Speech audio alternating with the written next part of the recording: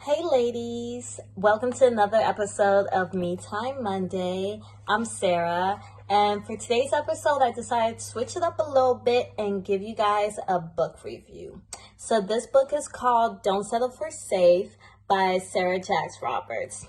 So this book is like a self-care, self-help, self-guide for your soul and your spirit.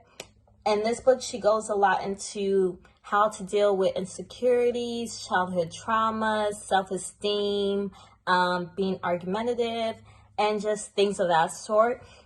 She dives a lot into just her personal story. She is T.D. Jackson's daughter. She got pregnant at the age of 14, got married at 19, and I think she had a divorce by 21 or 22. So this is like a very personal type of book where she gives her life as an example a lot of the times. The book is about almost 200 pages, so it's not a very long book. And most of the book, she is personally talking to you.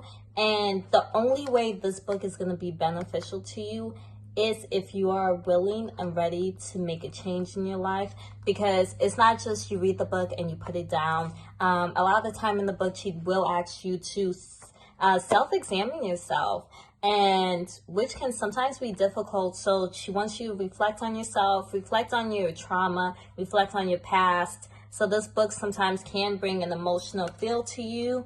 So I do feel like this is a book where you have to be in a certain place in your life to be ready to receive it. So I'm going to tell you guys some of the chapter names to kind of give you a little example of what she's talking about. No more excuses.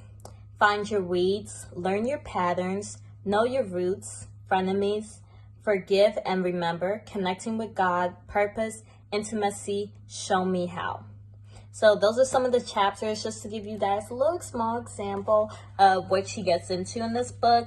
So I'm going to read you guys some of the paragraphs that either hit for me, or just to give you a little example of what this book is like. I believe I bought this book for, it might have been $10. It was somewhere between $10 and $15, I believe, on Amazon. So it's a pretty good price book. So I'm going to just start off with her introduction, just so that you guys know a little bit more about her, know a little bit more about the direction this book goes into. I was 23 years old when I made the decision to file for divorce. It was one of the most challenging decisions of my life so far, but I knew without a doubt that my mental, emotional, and spiritual health hung in a balance. So I did the hard thing and reconciled myself to the fact that my marriage was not and would never be romantic, happy ever after tale I hoped for. The next paragraph. I thought that life was about arriving at a destination where all things made sense and each day had perfect harmony. I know now that was me telling myself yet another fairy tale. A life of constant comfort and stability without any fear or insecurity simply does not exist for me or anyone. So that's give you guys a little bit of how she gets into her personal life, and she just has bangers in this book. So this is in the chapter, No Excuses. When my daughter began school, she had a difficulty differentiating between appropriate times to socialize and moments when focus was mandatory. She's an intelligent, witty little girl, so my husband and I knew we could speak to her practically about the matter. At the conclusion of our conversation, she said, "I'll try my best." My husband's response left me evaluating my own language. He told her, "The word try leaves room for failure, where it isn't necessary."